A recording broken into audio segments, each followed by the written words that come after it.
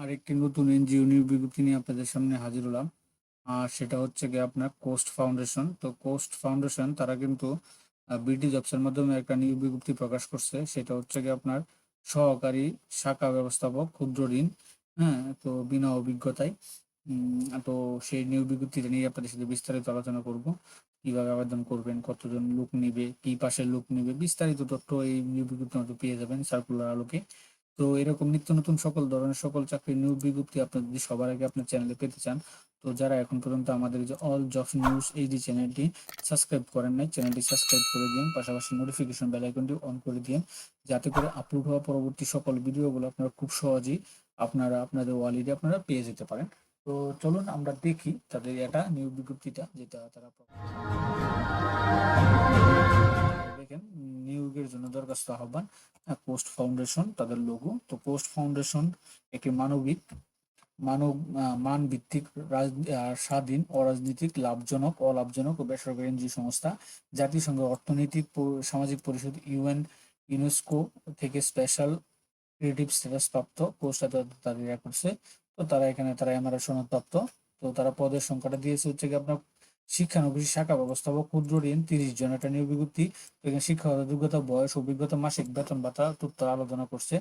তো এখানে শিক্ষাগত যোগ্যতা হিসেবে তারা দিয়েছে যে কোনো বিষয়ে স্নাতক পাস, কোনো পরীক্ষার্থী তৃতীয় বিভাগ শ্রেণী সমমান, সিজিপি 2.50 নিচে হলে গ্রহণযোগ্য না। অভিজ্ঞতা, ক্ষুদ্র ঋণ কার্যক্রমে অভিজ্ঞ প্রার্থীদের অগ্রাধিকার দেওয়া হবে।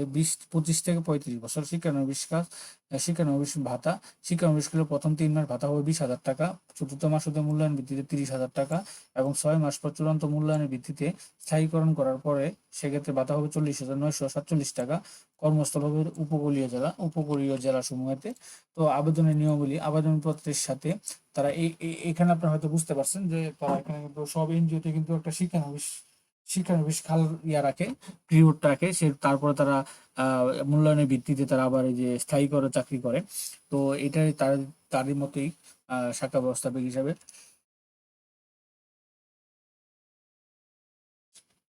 তো এখানে তারা দিয়ে দিছে আবেদনের নিয়মাবলী। আবেদনপত্রে 3 কপি সদ্য তোলা পাসপোর্ট সাইজ রঙিন ছবি 15 দিন পূর্বে তোলা গ্রহণযোগ্য নয়, অর্থাৎ নতুন তুলে দিতে হবে। সকল পরীক্ষা পাশের সনদের মূল কপি, জাতীয় নাগরিকপত্র,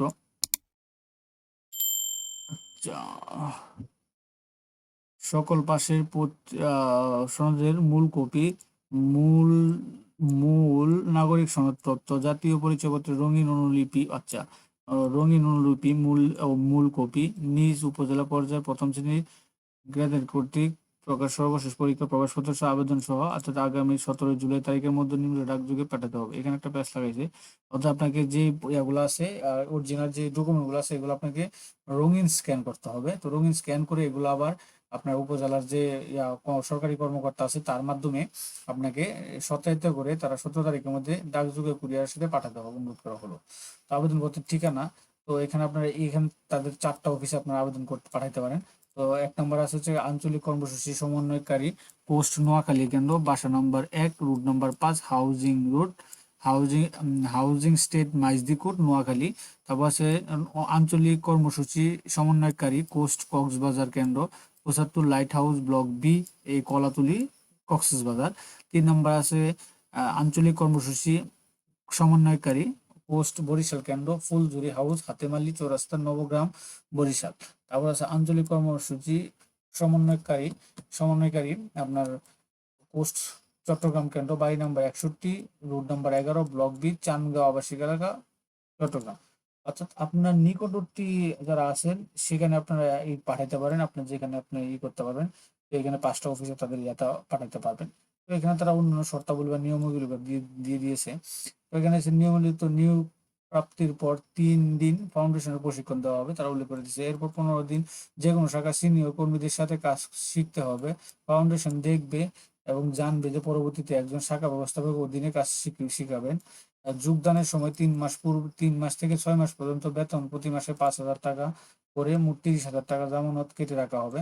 অর্থাৎ নিচে যোগদানের 3 মাস পর থেকে, যোগদানের 3 মাস পর থেকে 6 মাস পর্যন্ত বেতন থেকে প্রতি মাসে 5,000 টাকা করে কর্তন করে মোট 30,000 টাকা জামানত রাখবে। 3 মাস পর প্রার্থীকে একটি অঙ্গীকারনামায় স্বাক্ষর করতে হবে, যেখানে বিশেষ করে উল্লেখ থাকবে যে উল্লেখ থাকবে অঙ্গীকার থেকে 6 মাসের মধ্যে ফাউন্ডেশন ছেড়ে গেলে জামানত বাজেয়াপ্ত ঘোষণা করা হবে। অর্থাৎ এটা তারা উল্লেখ করে দিয়েছে 3 মাসের মধ্যে কেউ যেতে চাইলে ফাউন্ডেশনের অবধি থাকবে না। তো আপনাকে আগে 6 মাস চাকরি করতে হবে আবেদন করার পরে। তারপর এখানে আছে চাকরিতে স্থায়ী হলে বেতন ভাতার সাথে কন্ট্রিবিউটরি প্রভিডেন্ট ফান্ড, দুটি উৎসব ভাতা, প্রতিটি ভাতা একটি মূল সমমান বেতন, গ্র্যাজুয়েটি, চিকিৎসা সহায়তা, নারীদের জন্য সন্তান পরিচালনা, পুরুষ কর্মীদের জন্য অফিসে থাকা এবং নিজ খরচে খাওয়া, নিয়োগ প্রাপ্ত হলে মোটরসাইকেল নিয়ে যোগদান করতে হবে, বৈধ লাইসেন্স থাকতে হবে, ছাত্র হবে। এটা তারা আরো কিছু নিয়ম নীতি দিয়েছে, এগুলো আপনারা দেখতেই পারবেন। এটা ছিল এইগুলা। তো কোনো প্রকার তারা দিয়েছে যে সবসময় লেখা থাকে যে কোনো প্রকার তদবির বা অযোগ্য বলে প্রাপ্তি বাতিল হবে।